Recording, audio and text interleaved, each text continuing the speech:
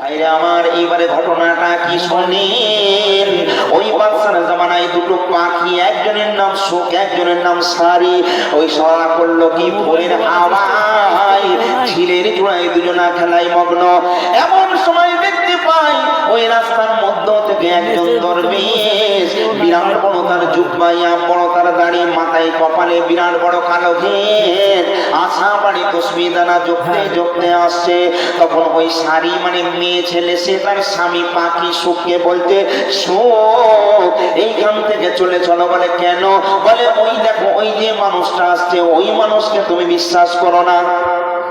আজকে যেমন এসে বলে, বেহনো মেরে ভাইও, আপনাদের জন্য আমি, প্রত্যেকের জন্য আমি মোদি, আমি যখন পেয়েছি গদি, আমি আপনাদের সবাইকে করে দেব আবাদি। ফ্রি জিরো অ্যাকাউন্টে আপনি একটা এটিএম খুলুন আর পেয়ে যান 15 লাখ করে টাকা। কত হাজার হাজার মানুষ লাইনে দাঁড়িয়ে কি বলেন, আমরা ফেরেশতার মতো বলে যে বিশ্বাস করে নিয়েছি। ওই জন্য বলছে চকচক করলে শোনা হয় না। তো যাই হোক, এই শাড়ি বলতে, স্বামী গো, এই মানুষটা হলো বড় বেঈমান, কারণ এর মধ্যে শয়তানের ছুরি বিরাজ করছে।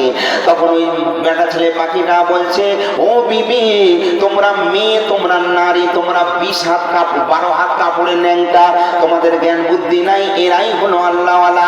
আল্লাহ বলেছেন পৃথিবীর জমিনে আমার যদি কোনো নেক ভক্ত, নেক আল্লাহওয়ালা থাকে, আল্লাহ তার জরিয়ায় এই দুনিয়াটা জিন্দা রাখবে, জিন্দা রাখবে।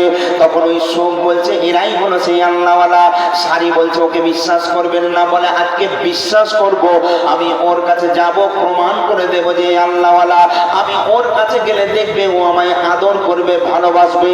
আর ও যদি বেঈমান হয় তাহলে আমায় মার্ডার করে দেবে। সারি বলে, স্বামী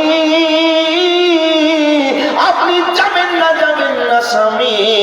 কিন্তু শোক বলে, না, আজকে প্রমাণ করে দেখাবো। এইবারে শোক পাখি যেই সেই লোকটার কাছে উড়ে যায়, এই দরবেশের নজর ঘুরে গেল। দরবেশ হাসা বাড়িটা বের করে ঠাস করে এমন মারলো, ছটফট করতে করতে ওই শোক পাখিটা মারা যায়। যেই মারা গেল, এইবারে দরবেশ তাকে ভালো করে প্যাক করার জন্য দড়ি বের করছে পকেট থেকে। সারি উড়ে এসে ছো মেরে তার স্বামীর লাশটাকে নিয়ে বাদশা সুলাইমানের দরবারে গিয়ে কান্নাকাটি করে।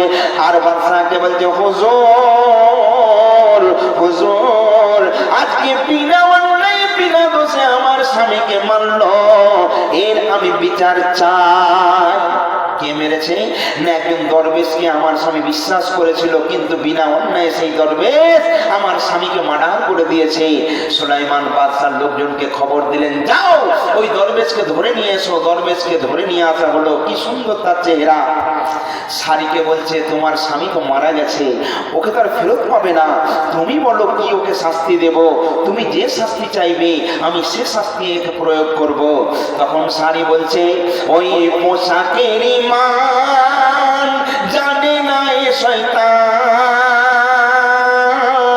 আমার স্বামী ওকে বিশ্বাস করেছিল ওর পোশাক দেখে, তাই আমি ওকে ফাঁসিতে দিলে খুশি হব না, ওকে শুলে লটকে দিলেও খুশি হব না। আমি খুশি হব ওর দেহে থেকে যদি পোশাকটা খুলে নেওয়া হয়। বুঝতে পারলেন না? বলছে ওকে মানলে আমি খুশি নই, ওর দেহ থেকে ওর পোশাকটা খুলে নাও, তাই ওই মুদিকে গদি থেকে নামিয়ে দাও, তাহলে দেখবেন সব মিসমার হয়ে গেছে।